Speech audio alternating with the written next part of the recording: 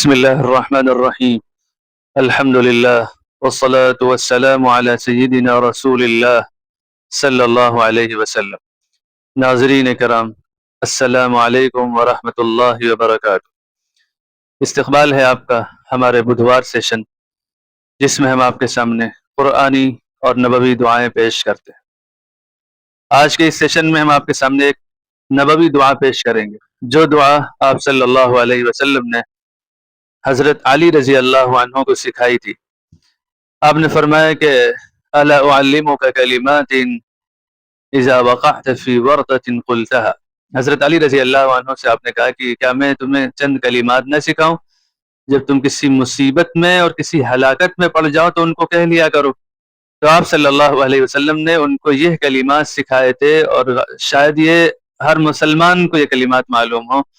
دیکھیے، ایک چیز ذہن میں رکھیے، شریعت میں بہت سی ایسی باتیں ہیں جن کو ہم نارملی پڑھتے بھی ہیں اور ہماری زبان پر بھی آتی، لیکن وہی باتیں، وہی الفاظ، وہی جملے بہت سی دعاؤں کے طور پر بھی استعمال ہوتی۔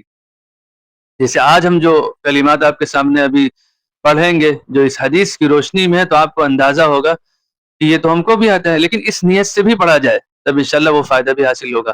آپ صلی اللہ علیہ وسلم نے پھر یہ کلمات سکھائے: بسم اللہ الرحمن الرحیم، اللہ کے نام سے نہایت مہربان رحم والے، ولا حول ولا قوت الا باللہ، طاقت و قوت صرف عظیم و برتر اللہ کے پاس ہے، اسی کے ذریعے ہے۔ گویا ان کلمات کے ذریعے یہ سکھایا جاتا ہے، اللہ کی رحمت مانگی جاتی ہے، اس کی شفقت کا سوال کیا جاتا ہے، اور اس کی طاقت و قوت کا اعتراف کیا جاتا ہے۔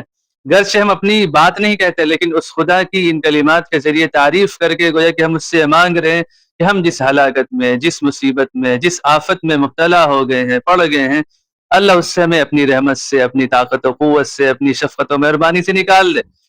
اس طرح سے اگر ہم ان کلمات کو پڑھتے ہیں جو بہت سے لوگوں کو یاد ہیں، تو انشاءاللہ وہ فائدہ بھی ہوگا۔ آپ صلی اللہ علیہ وسلم نے فرمایا فإن اللہ یصرف بها ما شاء من انواع البلاء۔ ان کلمات کو پڑھنے کے ذریعے اللہ رب العزت جتنی مصیبتیں چاہیں گے ان کو ہٹا دیں گے، دور کر دیں گے۔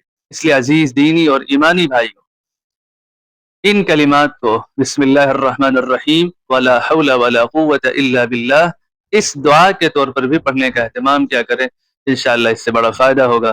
آپ ہمارے اس سیشن سے جڑیے، دوسروں کو بھی جوڑیے، تاکہ ہر ایک تک یہ قرآنی اور نبوی دعائیں پہنچ سکیں اور ان سے ہر ایک فائدہ اٹھا سکے۔